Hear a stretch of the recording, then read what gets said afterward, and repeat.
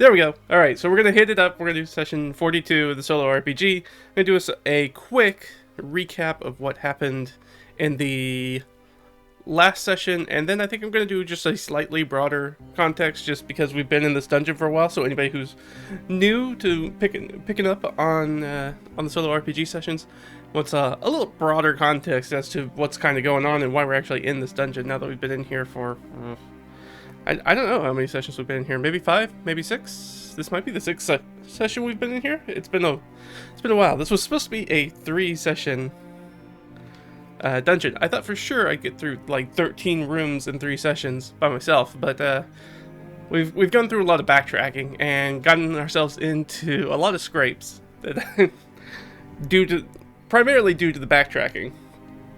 So we still have a number of rooms to explore if we decide to explore them all, but we are running surprisingly thin on resources, most notably our hit dice.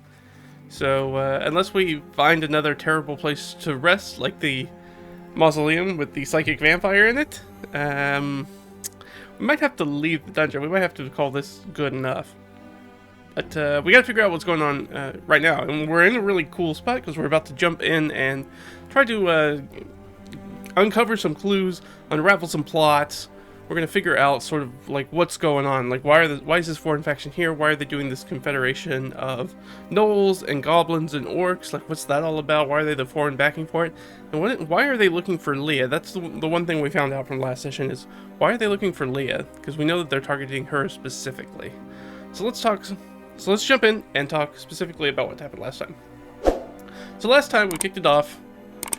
Well, we kicked it off with a combat. In the session before, we had Leah. She was climbing up a ladder from the mausoleum. She opened a trap door. There's this sort of scriptorium room that seemed to have a lot of records and things of that nature.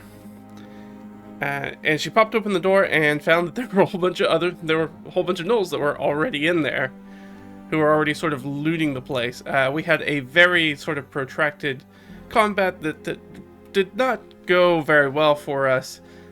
Everybody was heavily injured in that fight, and it ended up being sort of like a Pyrrhic victory. We got in there, there was basically no loot in there, and it was a dead end. So they had been looting that place the entire time. We had been sort of in the mausoleum and had another fight underneath it, we think, unless they came in behind us at some point. Because we looted the rooms and the bodies, we came up with like an amphora worth barely anything, a hand drum, and a few pockets of silver coins. Like it was... We spent more HP than we got coins worth of stuff out of it, pretty much. It was not really, it was not a good time, and it did not give us a whole bunch of very good rewards for it. So then we had to do a little bit of backtracking. We went down to the mausoleum, we went back up to the hall outside the Underfountain, and we followed that other path that we had, which is, we're getting towards the end of that sort of hand-drawn map that we pulled off one of the gnoll leaders. And to what they kind of had is known as sort of like a command room, kind of, maybe. And so we were able to sort of move back to that command room, which appears to have been set up in, and actually I need to make that note here on my little hand-drawn map. So this command center is actually an operating theater, like a medical one. Like if you've ever watched a show that talks about like old school surgeries and medicals and things like that, like Victorian style. It's sort of like this weird theater, like a literal theater that has like people performing surgery in sort of like what is almost like an orchestra pit at the center. So it was in there. We backtracked to that room. Ott, who was trying to scout, got spotted by their actual scout, who was speaking in a foreign language. That's the one thing that we've come across so far, is that they speak a foreign language that none of us know how to talk. And that has been problematic because we can't understand them. We can't really communicate with them, and without using a spell, we can't read any of their writing. So that's been kind of difficult. Leah tried to intercede because this person started barking at Ott, which is funny because Ott's a gnoll. Barking in a foreign language at Ott, and she was like, I don't know what this person's saying. And they're being kind of aggressive, so she's like going kind of for a weapon. So Leah kind of jumped in and tried to like do an intercede and tried to like placate and like try to do a little diplomacy. but did not roll well enough, sort of in reaction initiative, whatever you want to call that, and Ott ended up sort of just pulling out her bow and taking a shot into the scout.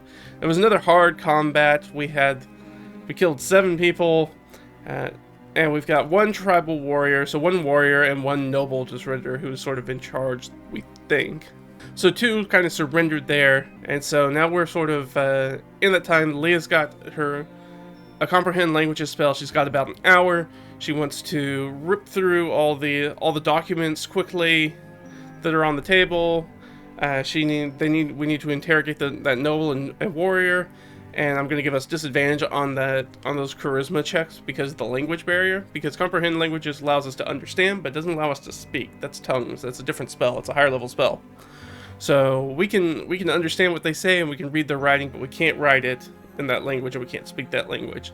So it becomes very difficult. We're gonna have to do a lot of lingua franca, trade lingo, patois, kind of figure out how to talk to each other using a number of different languages, trying to communicate as best we can. So that's what Leah's going to be focused on. Imbar and Del did roll the bodies, and I did go ahead and roll for those in between session, and we ended up rolling all right. We got some licorice, so that's nice. 10 gold. We got a little bit of tobacco, which let's go ahead and do our first roll of the night. Why not? I'm gonna go ahead and swap us over so you guys can look at what I'm looking at. Our first thing, I want to know are Delg and Imbar smoking that tobacco real quick. I think it's likely. They seem to me like the sort of people who enjoy a little smoke. No, okay, they didn't. They never touch the stuff. Good to know. Or there's something wrong with it. Or maybe it's not smoky tobacco. It may be like chewing tobacco or something like that. Maybe it's something that they don't want. And then we also did pick up 2 magic items. We got a Cloak of Billowing, which is the common magic item that just lets you do the flourish billow of a cloak. Is sort of like a free, I think it's a free, maybe a bonus action. It's a bonus action to basically just like make your cloak flow, which is very fun. But you know, functionally mechanically not a very impressive thing unless you're maybe trying to use it for some sort of charisma check maybe. But the big thing we picked up was the Fernian Ash Staff. So imbued wood, Fernian Ash. So it's a wondrous item. It's a rod, staff, or wand. I decided to go ahead and I rolled for it and it just ended up being a staff. Cut from a tree infused with extraplanar energy. If you're a spellcaster, you can use this item as a spellcasting focus. So this could be a spellcasting focus for Leah. When you cast a damage-dealing spell using this item as your spellcasting focus, you gain a +1. That's a weird way to word it. You get a +1 to fire damage with those spells. So yeah, I mean that's nice. We do have somebody who uses Firebolt a lot.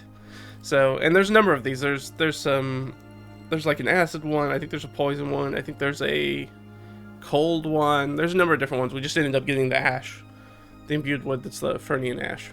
We also do have quite a bit of money. We have about 650 gold, so sorry, that's a little bit low. You guys can't see that. There we go. We have about 650 gold, so not including just random treasure. That's just bulk money that we have. But that is sort of where we are. We've got the licorice, the gold, the tobacco, and so that's sort of where we're gonna pick up with searching the room. So I think Leah is concerned first and foremost with the documents, because I know that's the one thing that she can read intently.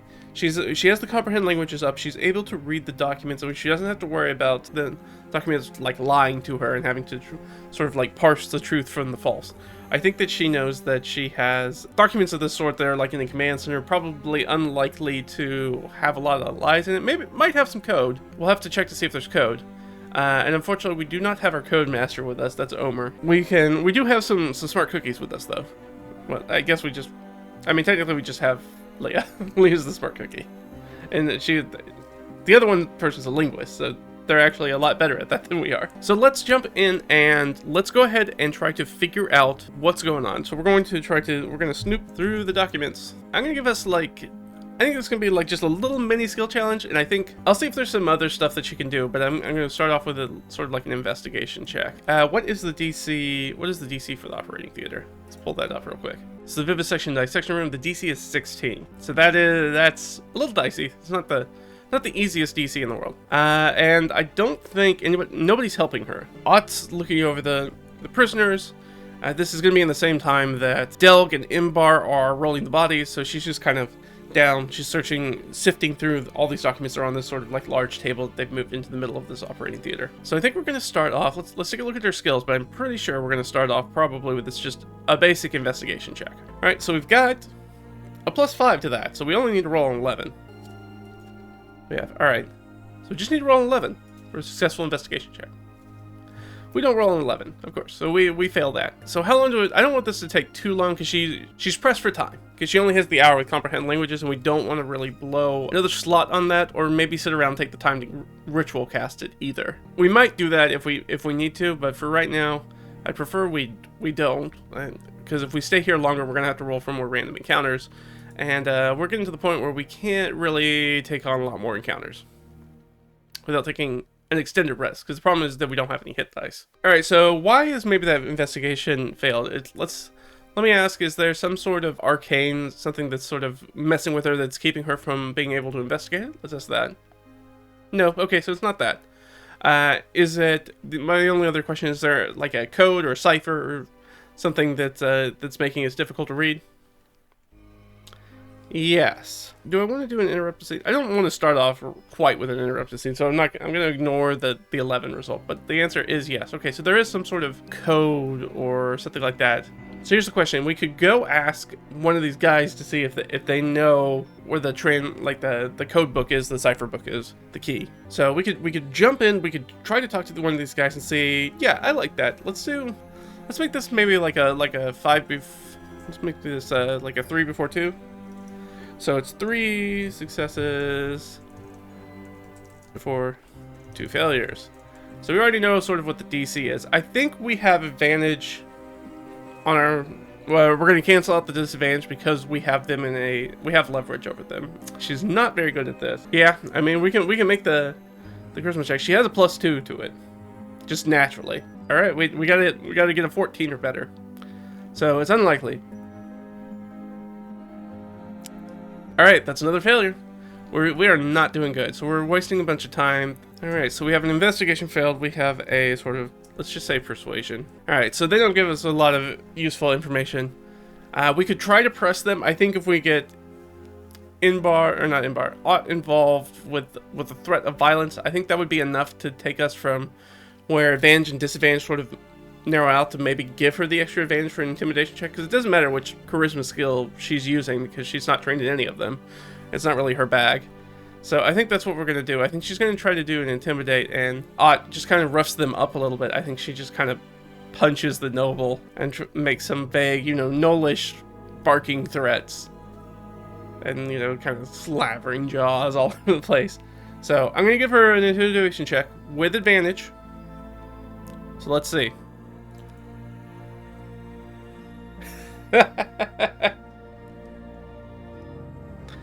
Alright, we have comprehend languages up so she can understand what they're saying.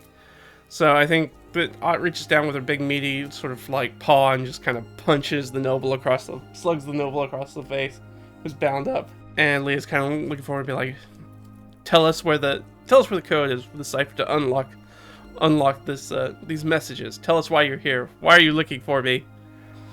And I think the guy's like, ugh. I'd rather die. I'll never betray the cause. Oh, alright, we got us a little bit of a fanatic here. Okay. Didn't want to die, so weird. Surrendered. So we know that they have some value of their own life, or have either value of their own life or some purpose yet unfulfilled. That's 3 fails. We beefed this real bad. Sorry, it was supposed to be 5 successes before 3 failures. I know what I'm doing.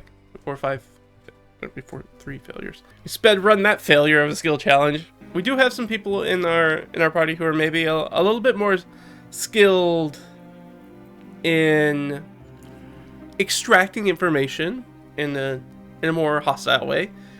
We do have some people who, probably Imbar, probably Ott, who are not very particularly opposed to torture. I don't think Leah's interested in doing that. And I don't think Delg as a healer, and I don't think in this world there's necessarily like a Hippocratic oath, but I think it's very much as a healer is like, yeah, I'm not gonna help you torture this person. Yeah, that's sort of the situation. So we're kind of at a dead end here. So we've looted bodies. People have loot. Everybody's kind of like sticking their heads together, team huddle style, I'm like, all right, we're not getting anywhere with these guys. We got some loot here. We've got the documents. We could take the documents and maybe translate them later, or maybe give them a look later when we have more time. To crack it, we can always take it back to Akari's estate. I don't know, but none of that's going to help us here. Here's a question. I'm just going to ask the Oracle, and I think it's extremely unlikely because we ran through our failures as fast as possible. Is comprehend languages coming to an end? Extremely unlikely. No, not even close. We're maybe like 10 or 15 minutes into comprehend languages. So we're like, okay, so I could stay here and we could try to work a little bit more on it. If we do that, we're going to definitely have to roll for a random encounter. Is that worth it to us? I think so. I think we really need to understand how Leah's involved. So I think Leah's going to pull out her spell book, open it up, and I think she's going to lay out all the documents, and she's going to lay the spell book down on top of it, face up, and she's going to like take her hands and put it on the corners of the spellbook and close her eyes and really sort of focus into it. And she's going to try to tap into Harrell, and they're going to try to do like a little arcane mind meld. Of course, Harrell is their old sort of arcane librarian who is soul's been shunted into this book, and the book just kind of gives stream of consciousness. But we do know that Harrell was sending ciphers and coded messages, so he has a background here. He might give us the extra little boost we need to help to kind of do this. So we're gonna give ourselves one more check, and then while we're doing that, we're going to have to roll for this. What is everybody else doing? Let me just ask it this way: does anybody take it upon themselves to, let's say, soften up our hostages, our prisoners? No. Okay, so everybody's kind of like, all right, what are we gonna do with these guys? I think maybe they're having a quiet discussion in their own tongues about like, all right, well, what are we gonna do with these guys? Are we gonna take them with us? We don't really have a reason to take them with us. Do we kill them? Do we let them go? I think they're trying to figure that out while Leah's working on this. So let's roll our d12. If we roll a 1, there's an encounter. Okay, we're rolling very low this session so far, but not quite that low. So that's good for us. Putting all the chips on it on this one gamble, on this one roll of the die. And can give us an advantage with Harrell. So I think this is going to be just a straight intelligence check, because she doesn't really have anything else. I mean, I guess investigation counts. I guess. Yeah, I'll give it to her. All right, so she's got a +5 to the roll, and then I'm going to give her. Actually, I'm going to make this an Arcana roll.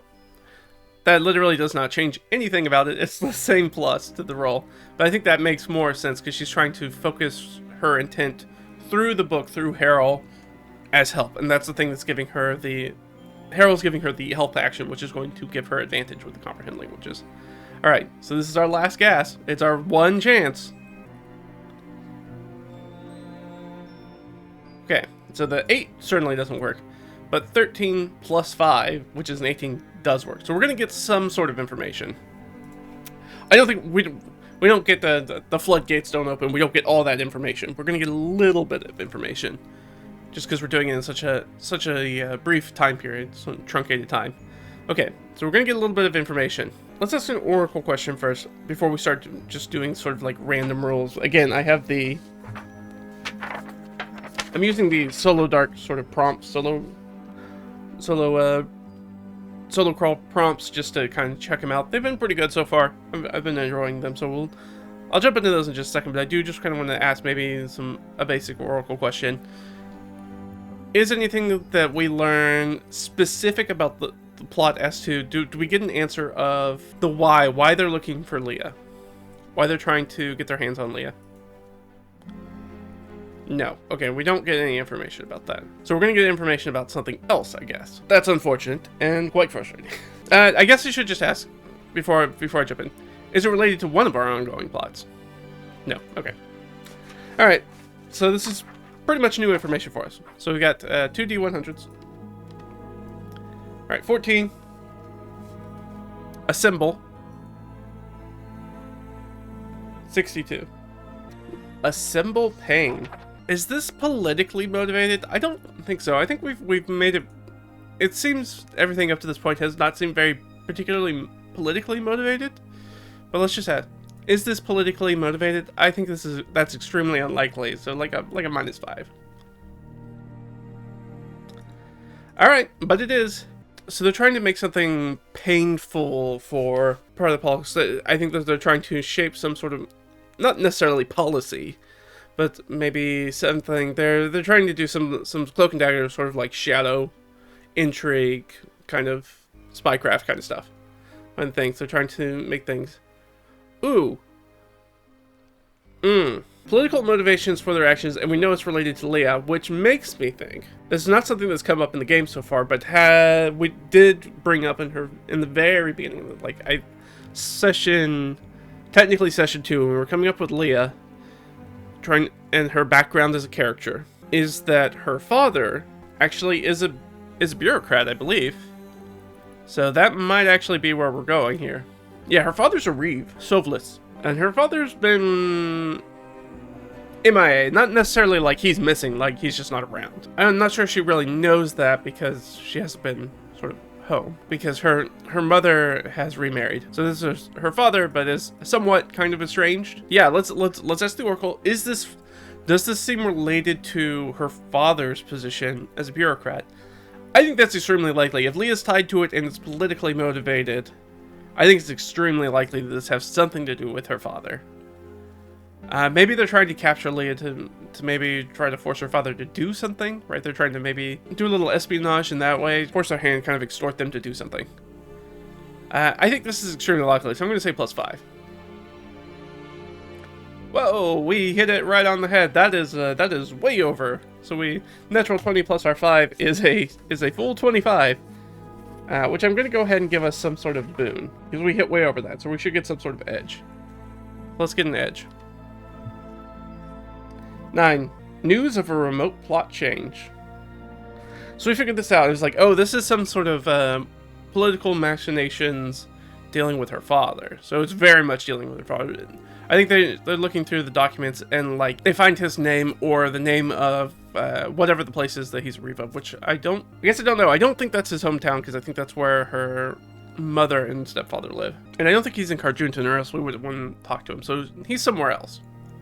He's Reeve somewhere, and he's Reeve, so he's a relatively lower level. So maybe he's on like a Reeve for like a Margrave, like they're on a march somewhere that's maybe abutting this foreign faction. That makes sense to me. And we believe this is a plot to force him to do something. We don't know what that is. But we do get news of some other remote plot. So that's a plot that we already have going. So let's take a look at our sort of adventure threads. So let's roll a d12 and see which one we're impacting. Alright, so it has something to do with the gas revenge. Or we get news of a remote plot. It might be intercepted directions to Norcruth to give the location of the gas teleport circle in Argentine. Here's a question. Do we know what that landmark is? Does it give us that information? Yes. Okay. So this is teleports to a specific landmark, which is now known to us. Follow-up question. Is it a teleport to where her father is the Reeve of? Like that area? I'm going to say it's likely, because we're finding in the same sort of pile of documents. So +3. Yes. Yes, it is. Not only that, that's another edge for us if we want to take it. I think so. I think we're ripping through this information.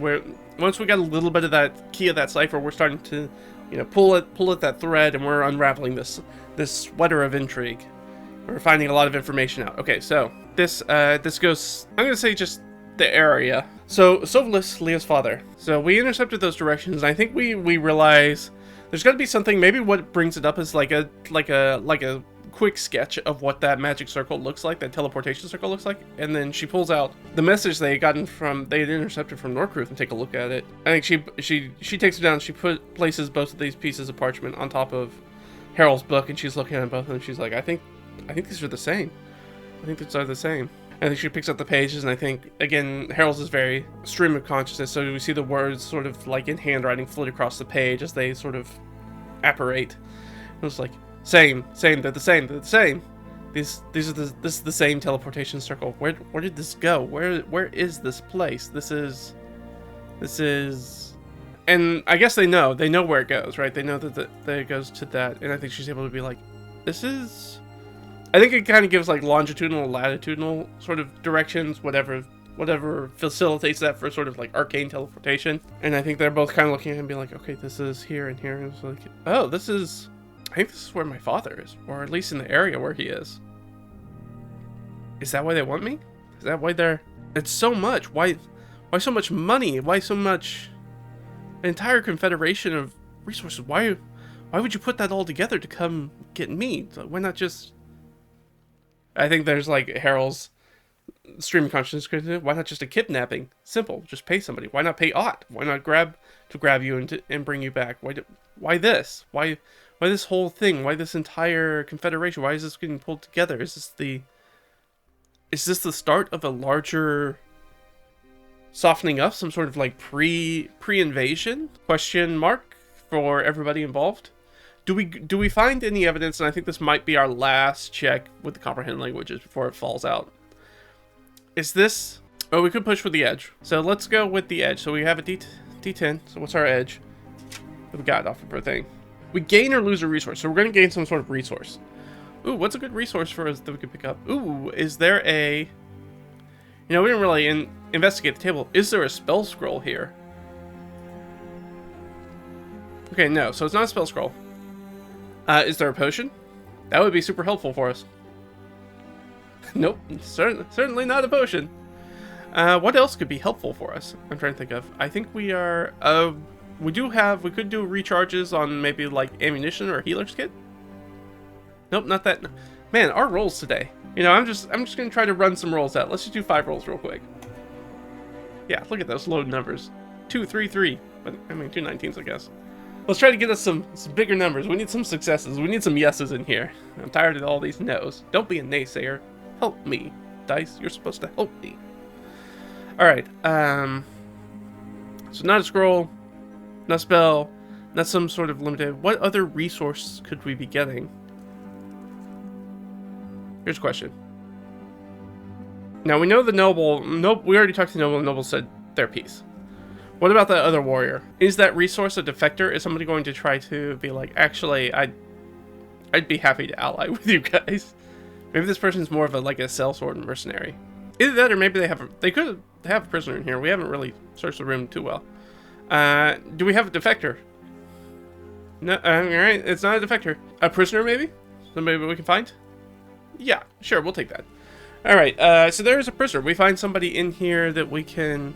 Why have we not come across them so far? Maybe they've been locked in a closet. There's probably like a supply closet or something in here. And we hear some banging from there, and I think probably Imbar's the first person who runs over there and like jiggles the handle. It's like, oh, it's locked. I don't think she waits around. I think she rears back and kicks it. I don't think there's a roll for that. Imbar has a positive strength modifier. She's a warrior. She knows how to kick at a door. So she just kind of turns around and kind of gives a good sort of like back kick, donkey kick. Just kind of kicks in the door, opens it up, and there's apparently a person tied up in there. And probably gagged, I'm gonna guess. Grabs that person, pulls it out. Now, the question is that her father? I think that's extremely unlikely that it is her father. We don't know, we just named him, so maybe he's around. So, let's roll. Extremely unlikely, -5. No, alright, so it's not her father. So it is somebody, and it is supposed to be a helpful resource for us. So it should be somebody who's gonna be their own sort of like sidekick character. So let's think about who that might be. So what are we currently lacking? So we kind of have, we have Leah, who's sort of an arcane caster, not the greatest in the world, but is an arcane caster. We have Ott, who's sort of our guide and tracker and kind of does roguey stuff. We have Imbar, who's our sword and board, good old fighter. And we have Dilg, who is technically not a healer, but is our healer. So is this person maybe, I think this person could either be a healer or maybe could be a talkie person for us. Let's look at, actually, what I want to do is I'm going to look at each of their sort of like ability scores. Where are we missing a good ability score? Yeah, we don't really have anybody, I think, that has a strong wisdom score. So she has +2 in charisma, -1 in charisma, 0 in charisma, 0 in charisma. So it could be a charisma person, even though she does have a +2, but she's not trained in any of that stuff. She's not the greatest talkie person. So wisdom -1, +1, 0, 0. Yeah, it's gonna be somebody with wisdom. So maybe a wisdom-based character. So we're just kind of skip through a little bit of the like convincing them to join us as a companion. We have quite a few experts, so I don't really want to do another expert. So I kind of feel like we need another caster. That would be super helpful if we had a caster. So it could be like a druid, it could be cleric, kind of. I'm thinking caster because we're kind of getting our butts kicked in the spellcasting department. So I think that would be the biggest boon for us, the biggest resource for us. Would probably be a caster. I think in somebody who's either got sort of divine magic or that sort of primal magic, which will also give us some help with healing, which we desperately need. So we've done that. We've gotten them out. We pull those out. We pull that person out of the closet, and they're kind of dealing with this. So I think at this point we have to see if we have some sort of encounter. 12, which is actually technically an encounter. We'll see. Let me see if something comes out of it. It's not like probably not a combat encounter though. Let's see if something jumps out. Let's just use the dungeon dressing. This is something that we find in the supply closet, maybe. Once we open the supply closet. Gonna slam these together, 9 and 10. So 9 is sensory foreshadow of future danger. Interesting. And 10 is acid, bleached, broken, exploded, jammed, melted, pilfered, removed, repaired, sabotaged, tripped, something. Yeah, I think this probably supply rooms filled with all sorts of broken stuff. But it should give us some sort of sensory foreshadow of future danger. Ooh, can we hear something through like the back wall of the closet? You know what? I'm not even gonna roll for it. I'm gonna be like, yes, that's what happens. So the operating theater, we definitely hear muffled speaking behind it. So we're like, oh, there's definitely people in that room. And I'm gonna go ahead and say that that's either room number 7 or room number 5. Number 7 we know is sort of like a hall or commons area that we know this room leads into, and then there's another doorway out of here that goes to another room that we know from the map, but didn't have any key on the map that we got from the dead knoll as to what's in that room. Here's a question: can we ascertain? Again, this dungeon's very like these are just line drawings, so I mean it's not like a full layout. Can we ascertain from what we know about the map and what we know as characters in the world walking through this dungeon, which of these rooms we think this leads to? This is attached to? Nope, no clue. Alright. Might not even be one of those rooms. Alright, so we do know that there's a room that's going to have people in it. Can we determine, are they speaking the foreign language? We don't know. And we don't... well, here's the question. Is Leah's comprehend languages still up? I think that's unlikely at this point. -3. No. Alright, so her comprehend language is gone. But can they determine the language that's being spoken? Nope, it's too garbled. Like there's definitely people behind here, but we can't determine what sounds they're making. Alright, so we do know that there are people in here. And we're going to strip off this person who's been taken prisoner. I guess we should go ahead and get like some sort of species for them. Okay, here we go. Class, occupation, weird stuff, cause of death. Oh, it's a D100 table. So we can at least figure out. This is just the basic D&D races, or ancestries, or species, or whatever you want to call them. It's a dwarf, our second dwarf at the party. So we get them sort of like stripped out of their binds and ungagged, and I guess we should give them a name. Which one are we gonna roll on? If it's high, we'll roll on the male side. All right, so I guess a feminine dwarf. 99. What's a 99? Jurgen. A really beautiful lilting dwarven name, Jurgen. Thank you for getting me out of there. I didn't think anybody was gonna come down here. I thought I was gonna die in there. She kind of like rubs her wrist where the ropes were. Thank you so much. I don't suppose you've seen my things, have you? We have not come across anything in the room. We have not. I don't think we did a full like room loot though. Clearly it's not in that closet. I think we'll spend the extra time to go here, and then I think Leah's getting all the documents, packing up all the documents. I think that Ott's gonna move to keep an eye on the room to make sure like nobody sneaks up on them. Imbar is going to. Who's better for that? I guess. Yeah, we'll do that. Imbar's going to watch over the captives, and maybe she'll make a rash decision as to what to do with them, if she puts them to the sword or not.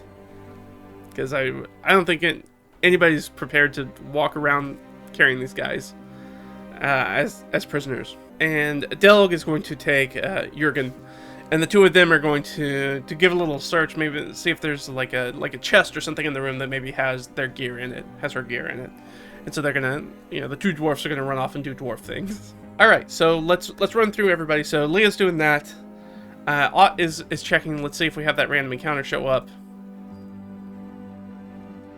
No, okay, so we're relatively safe for now. Leah stuffed all the stuff in her bag. I mean, I say that, she has a scroll tube. She'll put it in the scroll tube. So 1 and 3 successes, 2 crack. All right, so that's everything that's in the closet. We've done that. She's throwing all the stuff away.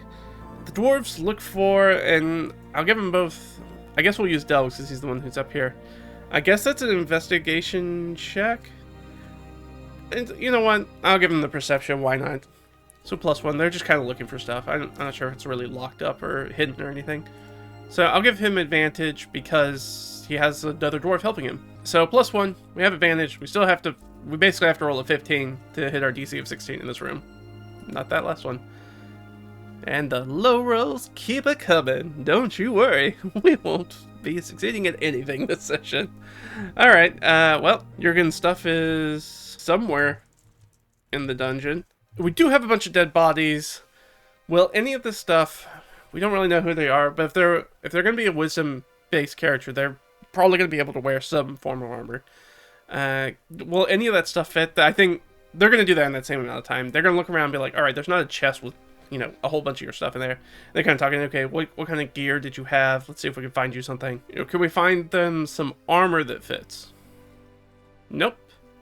But we should be able to find weapons. The tribal warriors have spears. Okay, so we can give them a spear. And they have hide armor, but none of that hide armor is going to fit Jurgen, apparently. We find her a spear. Rapier, question mark, if she can use it. We don't know, because I don't know what she is yet. But there's a chance, like, if she ends up being a ranger or something like that, that she should be able to use a rapier. I guess it depends on whatever stat block I pick for her to make her into a sidekick. I think we're about done in this room. I don't think there's anything else for to do. So here's a question. While everybody's busy doing something, does Imbar put these people to the sword? Imbar's a veteran adventurer. She knows what she's doing.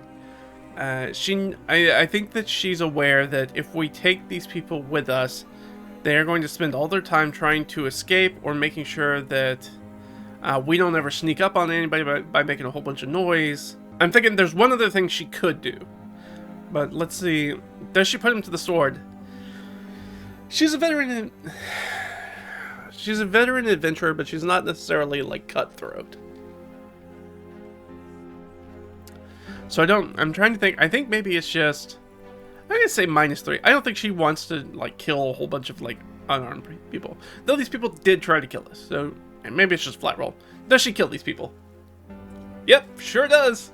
I think she just takes her sword, picks up like, slings her shield on her back, picks up her sword, that moon blade sort of flares with light, and she just flips it around upside down and just does the thing where you like shove it in right here, straight down into the heart. Boom, that guy. Boom, the other one. And those guys are dead. So she executes them. Here's a question. This will give us a good thing to find out. Does Jurgen try to give them last rites? That'll let us know if Jurgen's maybe like a religious kind of person. And that'll let us know if maybe she's gonna be like a cleric kind of sidekick. Does she move to provide it? Like last rites, sucker for passage of the soul kind of thing.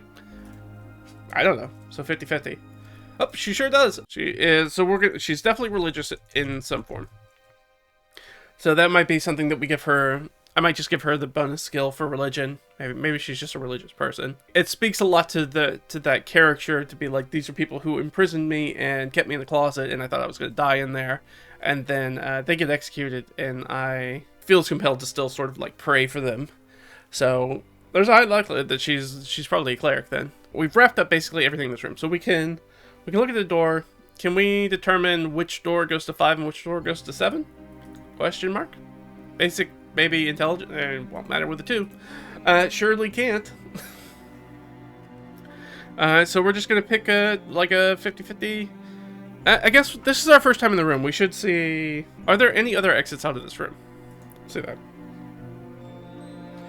1, 2, 3, 4. Nope. Surely aren't. That points right to the way we came in. Any secret doors? The answer to that is no, but we also didn't spend any time looking for it. We're not going to spend the time now. We spent too much time in this room. We need to move on. The longer we stay here, the longer more likely it is we're gonna run into somebody. So we pick a random door and start heading down it. I assume that we let Ott kind of do her sneaky thing up front.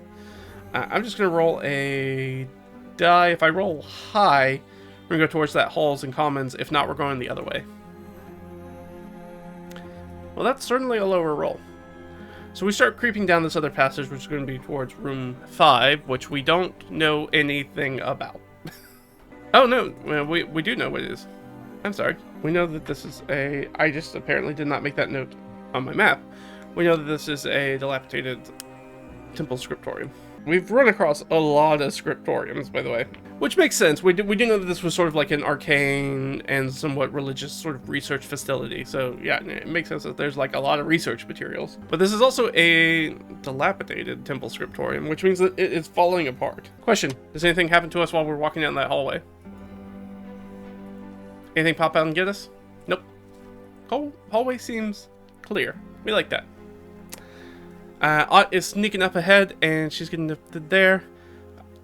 As we go down this hallway, now we already know that we could hear voices from the back side of the closet in the operating theater. Are those voices getting stronger if we go this way? And that's an Oracle question. It's 50-50, because it could definitely be coming from the other way. The answer is yes. Okay, so we do know that the voices are getting stronger. So people are in here having a conversation. As we get closer, are we better able to register what language they're speaking? I think that's likely. Yeah. I'm going to assume this is supposed to be the orc-themed room. Is it orcs +5? I assume it's orcs. Oh, yeah. It's for sure orcs and only orcs. So we went up and we hear the sort of guttural, like, kind of talking back and forth. Can we get... Nobody speaks orc, I'm pretty sure. I'm pretty sure nobody speaks orc, but let me double check. Common, Draconic, Elvish, Primordial, Undercommon, Common, and Null. She speaks some Common, technically. Common and Dwarven. Common, Draconic, Dwarvish, Elvish, Primordial. And we're going down here, we definitely hear orcs. And it feels like only orcs. We have no idea what these people are saying. Leah is certainly not going to blow a comprehend languages spell. We've run into some orcs already, and it has not gone well. So, I don't think we have any reason not to sneak up and kill these guys. I'm going to let Ott sneak up.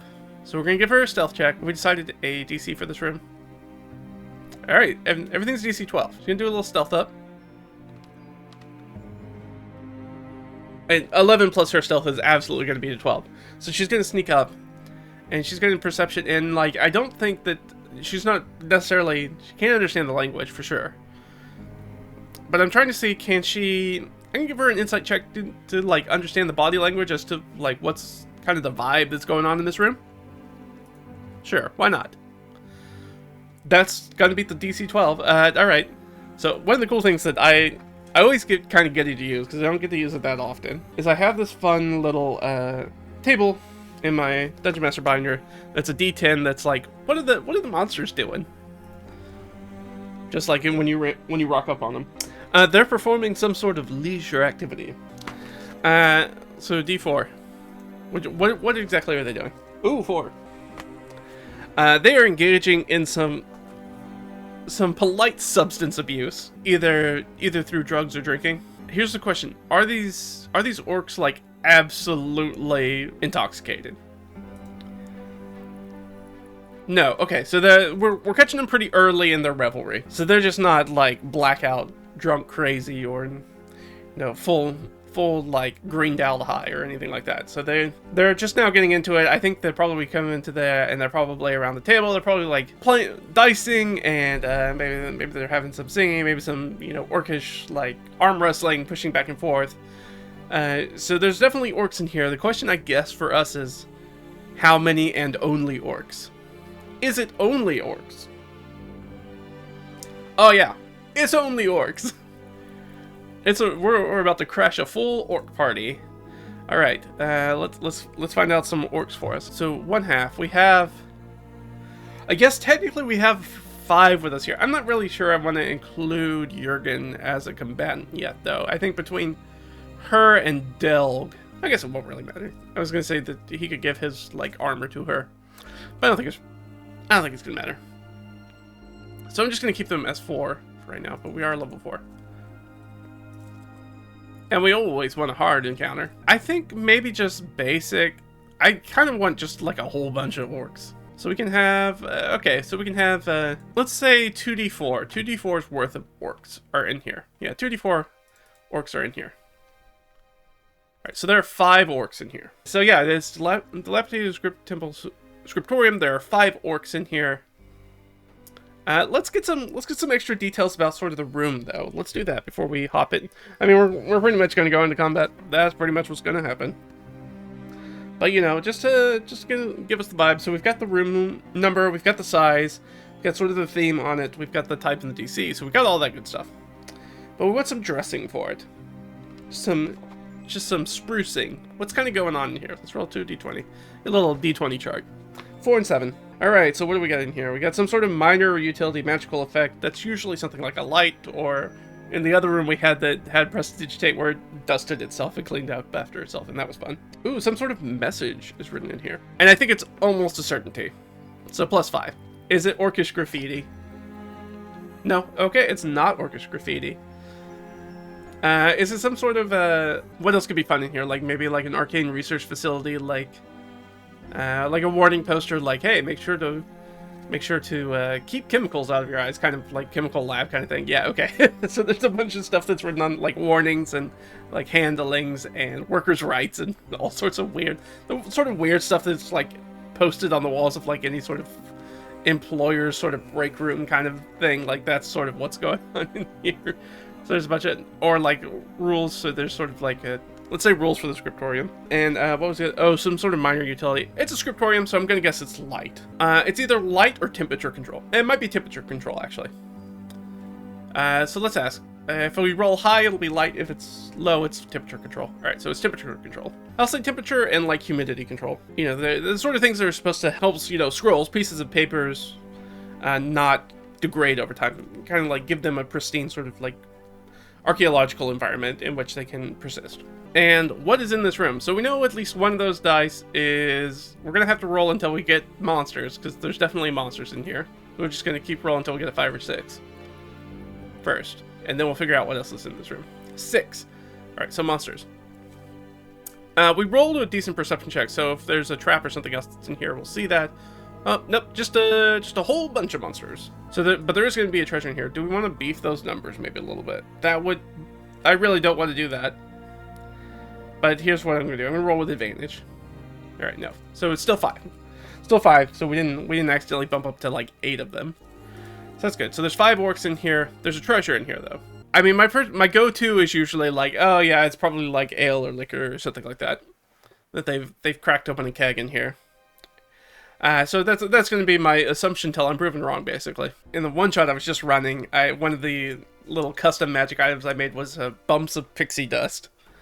You just little, which helps you and gives you some bonuses. It basically kind of gives you it's kind of like a point of inspiration. Kind of gives you advantage on one check or a save or a attack or whatever you want to use it for. Just a bonus action. Take a little bump of pixie dust and have a little bit of a heightened competency for a second. I think that she comes back and kind of tells everybody like, hey, ahead, orcs. 5. Again, she doesn't speak the greatest common. Okay. Leah's like, alright. Jurgen, right? Right. Hey, great to have you along for our incredibly dangerous mission. Stranger I don't know. We're probably gonna get into a fight. We're probably gonna kick off a fight. Hang back with Delg. Protect yourself. Just be prepared. Things could get dicey. We're gonna do what we can do. Okay. Alright. Everybody ready? And I think we're gonna sneak up. I'm gonna let her rock up, and then she's gonna be the first one to attack because she's kind of in the lead. But then let's go ahead and do an initiative, and then we'll start the initiative wherever she starts acting, because she's the person who's in the lead. So initiative order is a little wonky, because it's not really necessarily about rolling high. Well, she'll get to go, and then we'll just go through the initiative order. That makes sense. That makes sense to me. I think Leah understands the situation. We can't take a lot of hits anymore. We don't have a lot of healing on our side. Is one of the problems. So I think she understands that we need to go big in the opening. So she'll probably cast some sort of level spell, or maybe use one of her wands if she can. They don't have a ton of hit points, so if we can get the drop on them early. Leah. Odd. Terrible. Okay. Imbar's gonna go first for some reason. Man, we just rolled just awful. So, Imbar's gets to go first. We are going to let Ott do her thing first. Ott is going to draw her longbow very quietly. Pull an arrow, pull a couple of arrows, hold the other arrow in your hand. Pick a target, lock on the target, and take a shot. She is going to fire with advantage on both of these because she is definitely surprising them. I guess technically this is a surprise round. They do not know that we are here. So technically we should all get a round through the first roll through the initiative before they go. Because we are fully surprising them. We very much did a good job of passing the stealth check to get in here and seeing what they were doing and sneaking up on them. So she picks up one. She takes a shot at it. What's their AC? I can't imagine they have like a 13, right? Yeah. Alright, so she hits with the first one. She does whopping 4 damage. Okay. And takes another shot. We'll also hit, hopefully for more than 4 damage. How about 3 damage? Alright. 7, no, not rerolling. 7 points of damage. So this first one takes 7 points of damage. Ooh, could have gone a lot better. Could have just straight up killed that guy. Did not do that. Top of initiative is Imbar. Imbar, I guess, is she gonna rush in? How's Imbar look? She has 31 hit points, but can't be healed during this combat. I think she's gonna take a shot with her longbow, and then she's gonna swap and kind of hold, because we're in the doorway. So I think she's gonna try to hold the doorway and protect everybody behind her, because nobody else is really sort of like an upfront fighter, except for Imbar. So she's going to take a shot with her longbow, and then she's going to spend the rest of her stuff kind of moving to the front and swapping out her weapon and shield. Alright, so Imbar's going to take her shot. She still has advantage. Alright, she's going to hit that one, probably the one that's already been hit. And do 7 points of damage to it, which leaves it with 1 hit point. Come on, guys. We just plugged this first orc with 3 arrows. It's still kind of staggering around. Orcs miss their turn because it's the first round of combat and they're surprised. Ott goes again. Sure, let's shoot that one guy. Yeah, she certainly has +4. Don't really need to roll for damage. That guy will die. So that first guy, it takes 4 arrows, but we take the first guy down. I guess probably she shouldn't have advantage anymore. And she would have hit either way, but so I don't think she probably has advantage anymore because they've already had their turn. But she is definitely going to hit with that. 16 on the die, and she's going to do 7 points of damage to this next one, which is much better damage than she's been rolling. Leah's in the back. Leah's got some spells. It's time to pull out some big spells if we're going to do some spells. Not that I have a lot of big spells to pull out, is the problem. Detect magic, find familiar, grease. Yeah, why not? She'll try a grease spell. Let's do a grease spell. And she's going to grease the area, basically, that's in front of Imbar, that they'll have to, like, move across if they want to engage.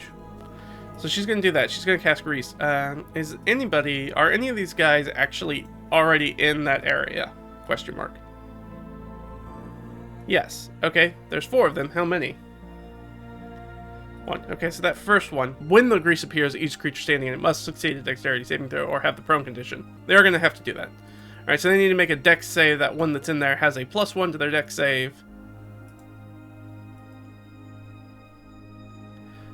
Which is 15, which I think may actually be her DC. Her spell DC is 13. Alright, so that first one does not slip, so that one stays up. Ooh. Kind of catches itself as it legs almost come out from underneath him. Alright, well, we still got the grease up, so if they want to move through it, they're still going to have to do it. And then, if they make their way all the way up there, we can just light it on fire, which is our good tactic. This is our good go-to tactic right now. Has been grease things, then light them on fire. Alright, Dogan, your turn. They're in the back. They don't really... Delg's not a super strong warrior. Everybody else has already been healed, and there's not really anything for him to do except he's gonna try to take a sling, I guess. The first one, and Jurgen doesn't have any ranged weaponry, so that's gonna hit. So Delg's gonna sling that guy that's been hurt. He's gonna take 2 points of damage, almost doing as much damage as Ott did in her surprise kickoff.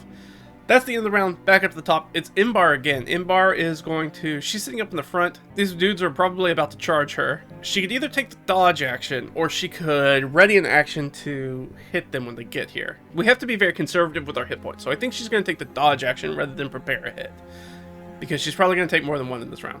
So she will take the dodge action, because they are literally all grabbing their weapons and charging towards her. So she's like steadying herself and getting behind her shield and kind of like, you know, bobbing a little bit like an athlete, like, all right, let's do it. All right, they're gonna charge in. Let's get our orcs. They get great axes. They're gonna have to all move through the grease though, so they all have to make that save. They could do a ranged attack. I'm going to give them just a generic wisdom saving throw against her spell DC to be like, hey, maybe running through that grease isn't the greatest idea. I'll do one for all of them. Why not? There's 4 of them. Fail, fail, fail, fail. And they all fail. They all grab their great axes and rush across the grease, and now they all make their saves. Fail, fail, fail, pass. So the first 3 fail and fall on their face in the grease. So I'm just going to put a little P there so I know they're prone. And, technically they'll spend the rest of their movement to stand up, which I believe they can do. Oh, it turns into difficult terrain, so they weren't going to be able to get there unless they spent their... Well, they could use their bonus action to get there. They stand up, but they're not able to get there. But the one who did pass is going to be able to make it all the way up to the front, which is going to be this last one. So that one's going to run up and actually make it to Imbar and be able to actually make an attack. Great thing is that they have disadvantage on the attack. They have a +5 to hit, though. I guess I should change the movement, yeah. Since we're doing combat, we should do a little combat music. Well, thank goodness we took away that natural 20. The 2 is not going to hit. So this guy comes in with like big sort of like skull cleaver attack with that great axe. And she lifts up that shield and just like takes the blow as this thing hammers down on top of her. That's the orcs. They try to make it. Only one of them's up there. Leah's got 4 orcs that are standing in fire. I think she will use Igni. But she will cast her Firebolt first. She's going to do it against the one that... Yeah, I guess the one that's in the front. The one that's actually in melee combat. I was going to say go against the one that's already hurt, but... probably hard to see that we got a bunch of bodies crushed up in the front of this passageway into the room. So maybe not a great line of sight on that. So she's just going to go against the one she can see in the front. And do a Firebolt. Yeah, that's going to hit. So she has 1d10 plus 1. So that guy takes 4 points of fire damage. And she sort of like snaps her finger and Igni poofs up on her side, which is her fire method familiar. And flaps forward and you see him takes in a bunch of air. And does his, what is essentially burning hands. He breathes fire all over that front. I think he can only hit that one. Let's just ask. Can he hit anybody else except that first person? No. Alright, so he's just going to hit that first person. But he's going to hit all the grease, too. I believe they need to make a dexterity saving throw. Oh, natural 20. Kind of blocked from most of it, but they are going to take half damage. Unfortunately, does not get the bonus from her new staff. Going to take half that damage. Takes a whopping 3 points of damage, but the grease is on fire. And that's going to start hurting them. I'm going to say... I think I'm going fire damage is usually at D6. Alright, so that guy's going to take 3 points of damage. He's at 8 hit points. And the grease is on fire. It's Leah's turn. Igni went. Delg, again, can't heal anybody, so we're down to basically giving the help action. And they're far in the back, so that's not really helpful. The help action is not really helpful. To give it to... Can't really give it to somebody like Imbar because they can't get to them. So they'll just take a sling attack. Come on. Do we hit one of our own people? No. Okay, good. Did we break the sling? No. Okay, good. So the sling's fine. But he just kind of like rockets a sling stone off the walls of the passage. Pop, pop, pop, pop. And just kind of flies into the fire of the grease. Smoke starts to like choke into this room. So we are in an underground area that we just lit on fire. Again, this is par for the course for Leah and her company. I mean, Leah likes to set enclosed places on fire, apparently. Universities, castle ruins, whatever this research facility. We set a lot of things on fire. Imbar's up at the top. Imbar did take the dodge action. Is she going to take the dodge action again? I'm going to give her... Let's give her a wisdom saving throw. Because I think that, like, against the room DC of 12... I think the best option is to sit back and to take the dodge action. But I think that she might want to attack. Okay, yeah. So she... Unfortunately, it's not great. If I was a player who was only playing Imbar, I'd feel that was a little boring as a fighter to be like, I sit in the front and I take the dodge action, not get hit, and to basically be a choke point for everybody. So she will take the dodge action again. The orcs all go. The orcs, what do we think? D6 for fire? Does that sound good? I'll just ask the oracle. Yes. All right. D6 for fire. Everybody in that's gonna take I guess fire. You can't really do a dexterity saving throw in the middle of a grease fire that you're already in. So I don't think that there's any... No, I mean, they're just in it until they move. If they fall prone, I'm gonna treat that as like a crit for the grease fire, because they're going like full body into the fire, rather than it just sort of like around their legs. So they need to make dexterity saving throws again, because they're in here. They only have to meet a 13. Their bonus to dex is what? +1. So we got 4 guys in here. They only need to roll a 12. Alright, so 3, there are 2 who are going to pass, 2 are going to fail. So 1 succeeds, 2 fails, 3 succeeds, 4 fails.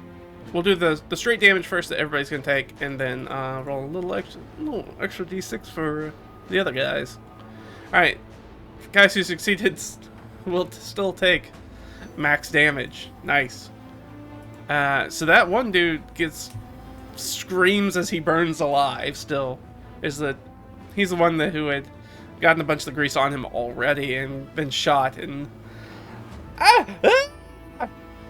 and tries to like throw himself across the table stuff. You know, very classic sort of like action movie. The guy runs by on fire kind of thing. This guy, not much better. Also on fire. And the extra little bits for our other friends. Oh, what? Oh, okay. So these other guys take 12 points of damage. All right, sorry, bud. You're dead. This guy is barely alive. These guys are gonna... What are they gonna do? I think they're gonna try to retreat. It's still technically the start of the turns. They haven't done anything yet, so I am gonna give them a morale check at this point, because this is not going well for them. They were having a nice drink, having a good time, and then they were kicked in the door, started shooting us with arrows, threw a bunch of grease on us, and then lit us all on fire. So, you know, charisma saving throws. Alright, never mind. They're in it to win it. Their orcish blood fury turns on. They do not have the orc thing where they get not indomitable, where they get reduced to 0 hit points and then come back at 1. They do not have that ability. Thank goodness. But they're still aggressive, so that one is going to get up. They can definitely close now, so that one's going to get up. They can both close into melee, and they'll both take attacks on Imbar at disadvantage. Nice. 3's not going to hit. 3 or 6 is not going to hit Imbar. So they rush up. They're slipping and sliding all over the place. The people are on fire. They're swinging their great axes at him. They're like hitting the walls around the passageway.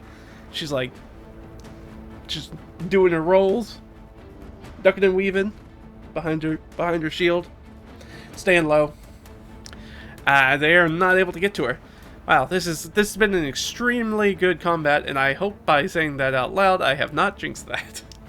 I hope not. They don't have many hit points left, but they are apparently not going to surrender. So those are the orcs. They're actively on fire. Question, is the grease fire still going? Oh. The grease fire is not still going. Okay, so the grease fire goes out. That's fine. We got a bunch of damage out of that one spell.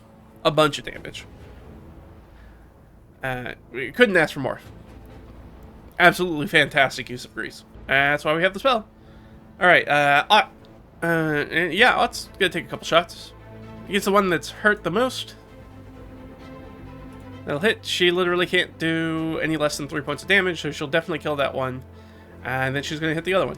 For D8. So she's just doing that Ott thing where she just plugs people with a longbow. For another 5 points of damage. This guy, dead.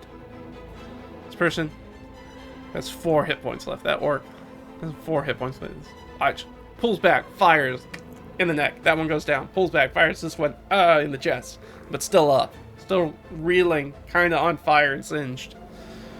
Trying to wail on Imbar in the front with that great axe. It's Leah. Leah is going to level her new ash wand. I think it like lights up like the red that's inside like coals, like inside the coals are, you know, the bottoms of the ash of fire, kind of like. I'm thinking it's like a black staff. And you can see the sort of like fire, the red, and it sort of start to light up. And she's going to cast a firebolt as she points it at this one remaining one. And she definitely has a plus 30 spells, right? Yeah. It would be weird if she didn't. Yeah. So she hits for 1d10 plus 1 because of the special staff. 8. And she kills that guy. So orcs, dead. So the fight ends. It dies down. The fire, there's still a bunch of smoke everywhere. Very, like, cloying and thick and choking. And the fire's at the edges of the grease. It still slip a little bit, like, getting into the room. Combat could not have gone better. Nobody got hurt. That was a good use of one spell slot, basically. Alright, so we get in here. I guess we start, everybody's kind of getting used to the drill now. Now that we've been doing a little bit of dungeon crawling, so everybody's like, okay. Dilg and Jurgen kind of turn around and sort of like watch the doorway and trying to make sure that nobody sneaks up on them. Everybody else is going to sort of like split up and start picking over bodies and searching the rooms, looking for anything that's useful or helpful in any sort of way. So yeah, let's do some checks because we do know that there's some treasure in here. Now we do need to roll for some arrows for Ott. What are Ott's arrows at? So she has a d6 of arrows, so we're going to do our resource roll. If we roll, you know, a 1, it goes down. So hopefully we don't roll a 1. We don't. We roll another 6. Nice. And then we have a lantern going as well. We should probably check on that. Carrying our torch. How's our torch doing? Or sorry, a lantern. How's our lantern doing? Technically, Delg's carrying it. Because he's got one hand free. So we're good on oil, so everything's good there. We're probably not going to find... There's some hide armor. Do we find any hide armor that fits, I guess, Jurgen? No? Okay, that's not surprising. So nothing on those guys, so we'll pick over their bodies real quick. So there is a treasure in this room. Let's do the... And I think we'll do the treasure rolls, and that's probably where we're going to... We'll figure out where we're going to go next, and that's probably where we're going to cut it for this session. But let's go ahead and do that. So we'll just do the treasure rolls live, just to kind of cool down from that fight a little bit. We start sort of poking over it. All right, so we're going to do some little minor loot rolls. You guys have been watching this for a while, you know what we're talking about. If this is your first time watching it, we have some rolls to just kind of figure out what kind of minor loot, you know, sometimes bad guys have on them. So we've got 5 of them. We got 5 d20s that we need to roll. 1, 2, 3, 4, 5. Pocket contents. Trade good, pocket content. Trade good, pocket content. Okay. Easy enough. Let's just do the pocket contents real quick. That's super easy to do. So it's just sort of, I have a table that's a 2d6 table that's just like random stuff people are gonna, if you come across bodies, they might have on them. Or if you just rob people, you might find on them. 1 and 6. Some sort of a lens. That's interesting. Question, is it a magnifying glass? That's extremely unlikely. It is not. Is it a spyglass? That's extremely unlikely because both of those things are worth a bunch of money. Apparently it's a spyglass. Okay.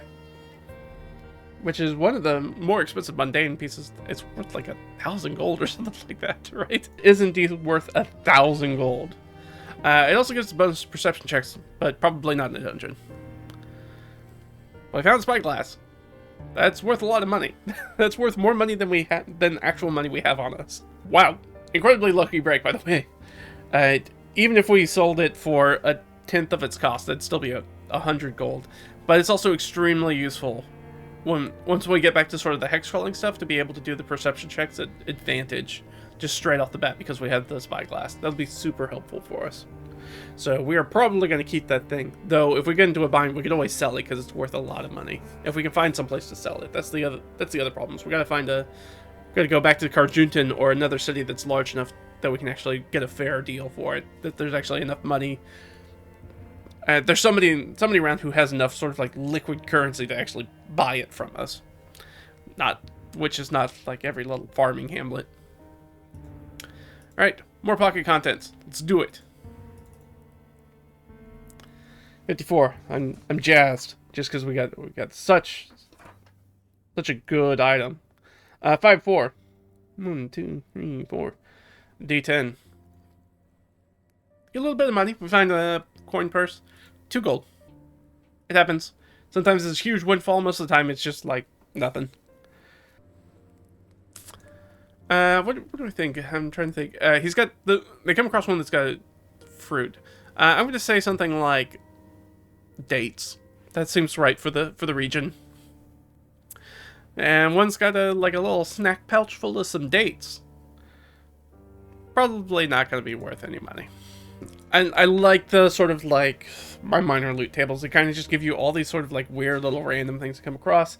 And you can be like, oh, I really like this. And depending on your players, sometimes they're like, oh, I really like this and I want to take it. Or you can, if you come across something like the dates and you need it, you could be like, hey, is this enough to sort of help me recharge our ration store or something like that.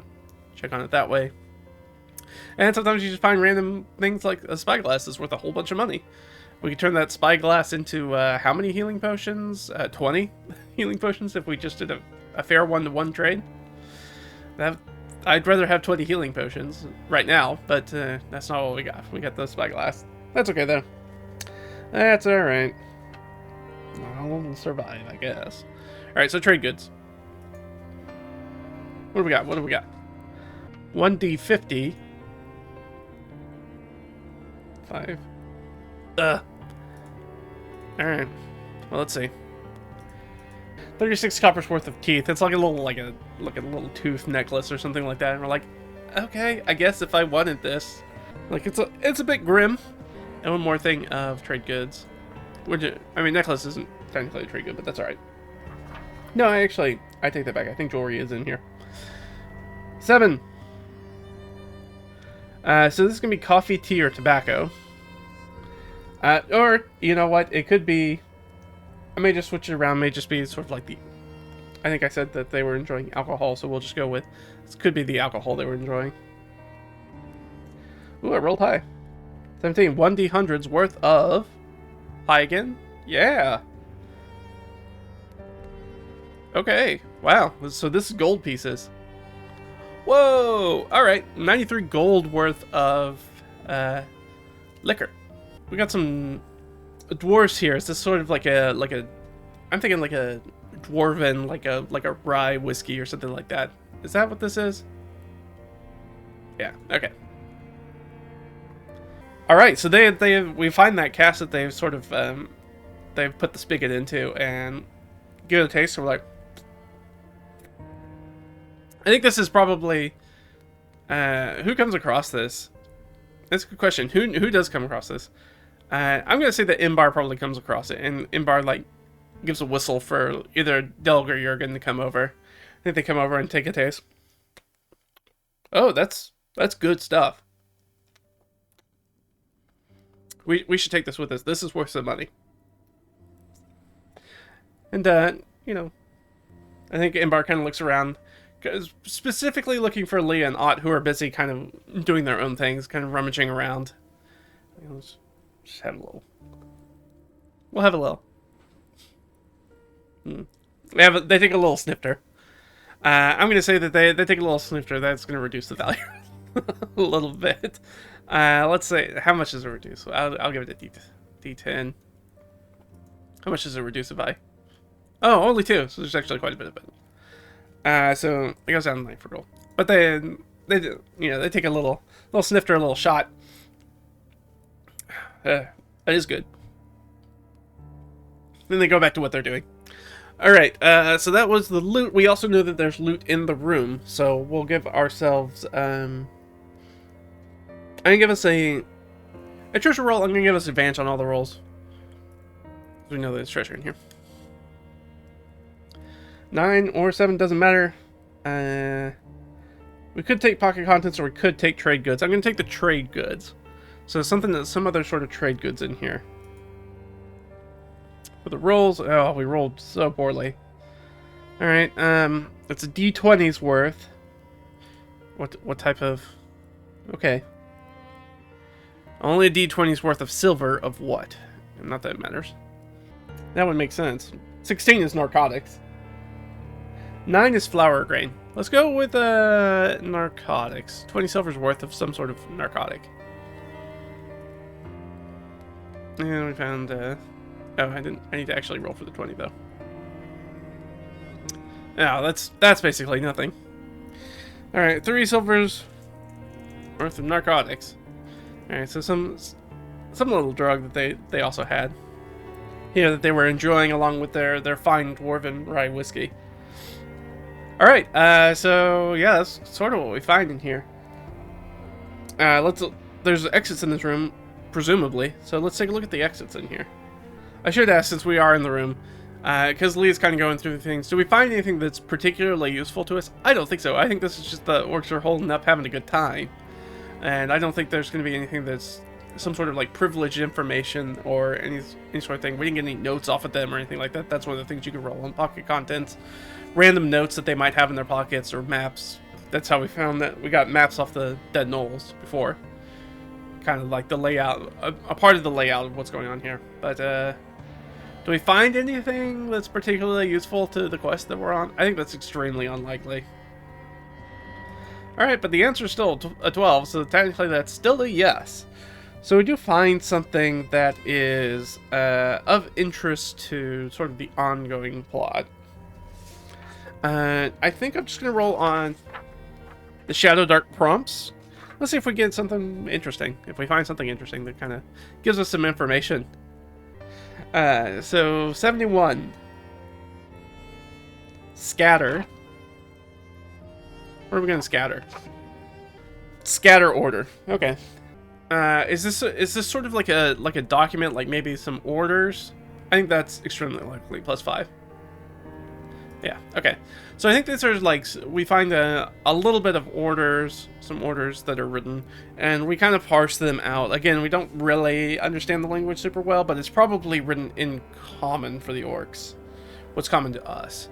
It's probably not written in Orcish. So I think we're going to intuit that orders are to... So what they're trying to do is like create so many... It seems like they're trying to create so many like little fires, like so many little issues like the raids and all that stuff, and those are all concerted and like coordinated together.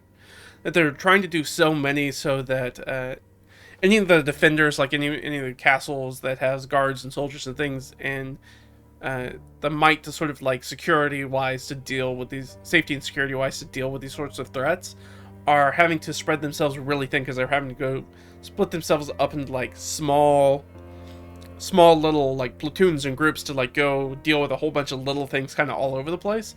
And so it kind of leaves some of these larger sort of like spoils of war or control really under defended. So I think that's what they're doing. They're kind of like their orders to kind of basically, hey, go do orc things, like go cause havoc and raid and draw attention, and you can have all the spoils of war. And I think we have that right here with this dwarven rye whiskey that they've probably pulled back from one of their raids, and they're enjoying.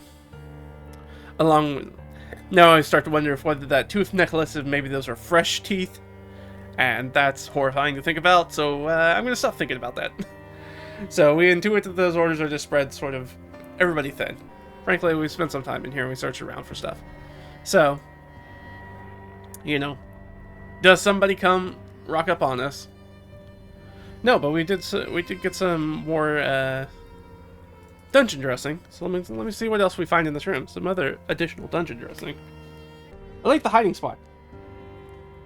Did we look through here and we find? I guess we should make an investigation check to make sure we find it, but we have advantage on that because we have other people trying the room. Oh yeah, 219s, doesn't matter. Absolutely beat that DC of 12. Like, no issues there. So we jump in, we're able to find this, and I think it's a hidden cache. We find a hidden place in here. Now the question is does this have Jurgen's gear in it? I don't think that's likely. Yeah, with any sort of minus, whether it's -3 or -5, that's a no. So it's no. So we find this little hidey hole.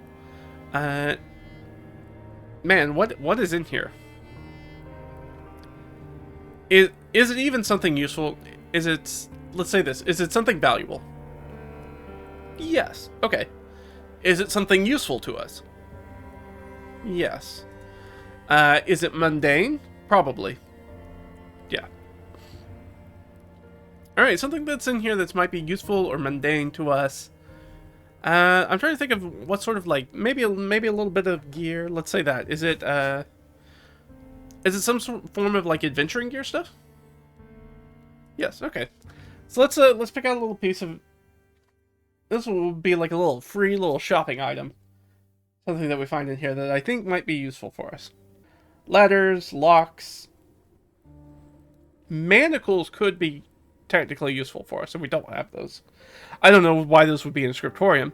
Maybe this is a kinky Scriptorium. This is the after hours Scriptorium. When all the prudes go to bed, all the kinky researchers get out and they get their fuzzy handcuffs out. Mirror would be nice. That would make sense. It could just be a store of paper and parchment and ink and stuff, but I don't know why that would be a hidden place. Oh, that's a good idea. I was thinking sealing wax. It could be like a signet, like a stamp. Like, is it an official stamp of some type? Okay, yeah. Alright, so there's an official stamp in here.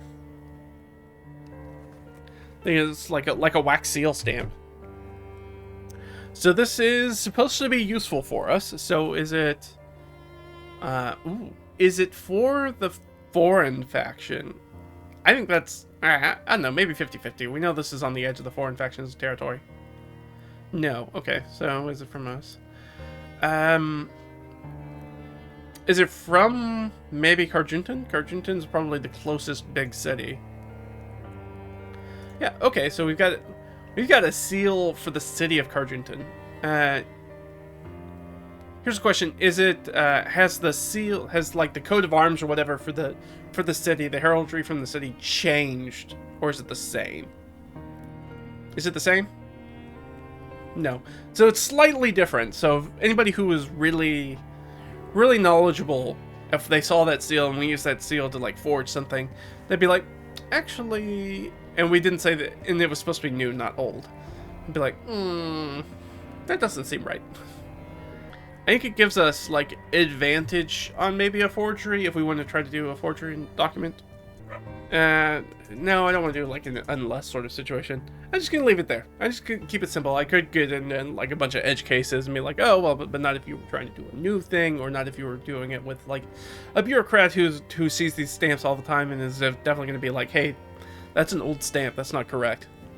So we're not gonna do that, or would be able to pick it out before. So I'm just gonna say they get advantage as opposed to trying to forge a document that didn't have a crest on it at all, or they were trying to do it by hand. So it seems very clear. It's probably like a bird or like the like maybe it's got sheaths of like wheat or something on it that's been changed to something else, like barley, or maybe they replaced that with like reeds or who knows what.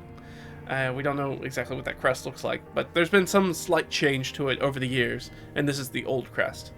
But I think if you showed it to like a lay person about it, they'd be like, oh yeah, that's the Carjington crest, or that looks very official. If they don't know the Carjington crest, they'd be like, oh, that's an official seal for sure. So let's see. There's going to be some exits. I mean, I say that, but we don't know that. Let's see. So we need to check if there are any exits. So we kind of took some stairs down to get into this dilapidated temple scriptorium. Again, this place is kind of falling apart. Definitely, it's hard to tell whether it's the orcs that wrecked a lot of this place, or if it's been time that's kind of things broken down. So let's see. We need a D6. 3. There is one doorway that way, which we now know is going to lead to, what's our next number? We have up to 10, room 10. Alright, so we have that room. 5. Because so there's a way down in this room. Any other exits out of this room? 6. And a way up, but that is literally the way we came in, technically, so we are done. Do we want to spend the time looking to see if there's any secret stuff? We already found one secret compartment just in our normal search. But do we want to look for any sort of... Here's the question. If we spend time to look for secret doors, passages, things like that, we do have to roll for a random encounter. Is that worth it to us? I'm also not sure at this point if we really need to go any further into this dungeon.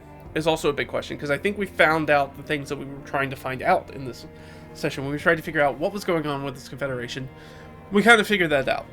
We've got documents. We'll find out more once we can break the codes.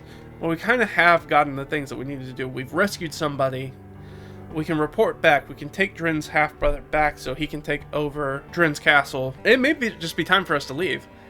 I know that there's us as sort of like a meta player aspect. It's like, well, we're so close to finishing out the dungeon, we should probably just go ahead and get the dungeon fully plummet, get all the treasure, get all that sweet loot before we leave. But realistically, for these characters, they have accomplished their mission here.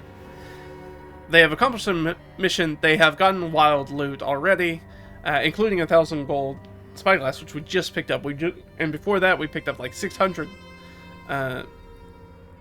gold's worth of platinum pieces. Like, we just rocked up, and that was one of Gimble's men, who's apparently carrying Gimble's purse that had like 60 platinum in it. So we have a lot of money. We have a lot of loot, we have a lot of new information. What we don't have a lot of is health and ability to heal back. Do we care about delving this any further? So this is going to be, I think, just an insight check. I guess technically she would have advantage because there were other people who were also dealing with this. Is the noble that we found in the vivisection dissection room, was that noble the leader of this thing? Or is there another person who's in charge here that we don't know? So I'm going to do an insight check as to whether we think, based off of the documents we found, and the communique that we found, and talking with this person, and seeing how other people have acted around them, and give them an insight check to see if we can determine whether that person was the leader or not. That's not a very good check. I did not set a DC, though. It's not really a room DC kind of thing. So her insight is, I always forget, she's got a -1 on wisdom. So that's a whopping 9.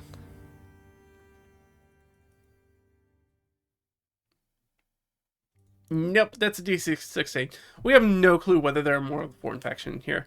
If there's another person who's still in charge, nothing, which is good. It's good to know that the actual in-character player characters and sidekicks don't have any more insight into this than I do. I think we should just leave. I don't think I can really come up with a reason why we would delve further in, and getting out's going to be a slog already. So I think that's it. I'd say we could take a short rest here, but I don't think the short rest is going to help us any. Well, we could get arcane recovery. We could do that. We could, if we take the short rest, it gives us the ability for Delg to use the healer's kit again, which is actually useful. this is a pretty quiet place. Nobody's probably coming down here if they knew the orc boys were partying, because nobody wants to deal with that or get drawn up into that. So yeah, I think maybe we just take a short rest, and maybe after we finish our short rest, we can try to get the hell out of here, because I think we've accomplished everything we wanted to do here. Yeah, well, let's get the heck out of here, I think. Yeah, so we're going to attempt to try and do a short rest. We will have to roll for a random encounter. Not with advantage. Okay, so we will complete a short rest, which means Leah will get her arcane recovery, which allows her to recover 2 spell slots. So she could do a second level slot, or her 2 first level slots. I'm gonna give her the second level slot, so that way she can always upcast. So yeah, we're gonna do that. So she's gonna do her arcane recovery. Everybody's gonna get the ability to be healed back, which is super great. Yeah, I think at this point Leah's gonna spend a hit die. So that's 1d8 plus 2. Come on, roll high, roll high. Alright, 9. She'll get 9 hit points back. That'll take her up to 20. That's pretty decent for a wizard. Ott has 1 hit die left. I think she's gonna spend it. She has d8 plus 1. Let's hope we roll high again. We rolled high again. Okay, plus 8. Let's take it. Alright, so she and Ott is fully out of hit dice now. But she will also be back up to 20 hit points, which is useful. And she has the ability to be healed again now. Imbar I don't think is going to heal. She's still at 31 because she didn't take any damage in that last one. But she will take that. But she is going to get her second wind back, which is extremely useful. And she only fired 1 arrow in that first combat, so she didn't have to check to see if she lost any arrows. Delg doesn't have any hit dice to spend. He's spent all his. But he is going to recharge on the healer's kit. And in the intervening time, I will pick up Jurgen. So I think, let's finish out our notes, but I think that we have determined at this point that we are done with this dungeon. We just got to fight our way out. So basically we'll be making wandering monster checks as we backtrack through this dungeon trying to get the hell out of here. So that is what we're going to do. And I think during that short rest, they have this discussion where they're like, you know, I think we could go deeper. I have no idea whether that noble was the mastermind, the ringleader of this whole operation, but we're hurt. We have a bunch of documents to sort of decode. We've got a new person with us, Jurgen. We're duty bound to sort of try to get her out of here alive. Come back with us. We still have to deliver Drin's brother. More importantly, we have documentation about what's sort of going on. We can pull that back. We can take that back to Reeve Relendart. And hopefully he will give us some next steps. We can check in. We can go drop off these things with at the Liaden estate. And maybe we can get Omer to take a look at this. He's so much better with sort of like cryptograms and codes and things like that than I am. I think we're good here. I think we just need to get the heck out of here. I think we need to stealth and just, you know, sneak our way out of here and move on to what's next. I am also somewhat worried about my father's involvement and what they were trying to do with me in this involvement. So we should maybe track him down and figure out what's going on with that. And so yeah, so they take the short rest. They make the decision to leave the dungeon. I think that's what we're going to pick up next time. So we will pick up next time, escaping the dungeon. Thanks for hanging out with me, guys. This is always a lot of fun. I felt like we had so many sessions where we didn't feel like we were making a lot of headway. We were really kind of slogging through it, or we kept rolling really badly on our random encounters, trying to get forward and just running into encounter after encounter, having to backtrack once we find dead ends and do all that. Yeah, it's just been... Yeah, as you say, it is time to see the sun. Let's get out from underground and let's get back into the fresh air and get the heck out of here. Let's get back. Let's pay our loot. Let's level up. We're gonna level up for sure once we get back. So we're not gonna. I'm not gonna level up in between this session, but assuming we get back to Relendart in the next session, we'll probably level up there. And then I think I'm going to pull in Jurgen. We're going to figure out Jurgen's whole deal, who she is, what she does. and try to figure out like why she's going to get attached to this, other than just as paying maybe a debt for potentially saving her life. Maybe she'll be able to provide some sort of backstory as to like what she was doing down here, why she got captured, what her sort of skill set is, what she's doing, that sort of thing. So it'll be interesting stuff to figure out, but I don't know if we'll get to that next time, because we're definitely just going to be kind of running back through the dungeon next time. But we are going to take the time to kind of sit down with Jurgen at some point and figure out, what her deal is and what's kind of going on with her. But yeah, I am so happy that we've reached a point where it's like, now it makes sense to leave the dungeon, that we found a lot of information here in this one room, which we knew it was sort of like the command center, so it makes sense that we found all the information there. So now we're just gonna get out, and we're gonna get on our lives. We're gonna try to cross off a few quests, get a level up, figure out what we're doing next, figure out what's going on with her, and how it's related to the Ghast, now that we've tied in the Ghast. So there's something that's going on between her father, the Ghast, this foreign faction, and that may or may not be involved with sort of her draconic research, the primordial research. So we'll have to figure that out. But yeah, that's it. Thanks for hanging out with me, guys. It's always a lot of fun. I hope if you haven't tried solo D&D or solo tabletop RPGs before, that you give it a shot. It's a lot of fun, as you can see, to try to figure out what the story is going to be. But that's going to be it for me, and I'll see you guys next time. All right? Bye.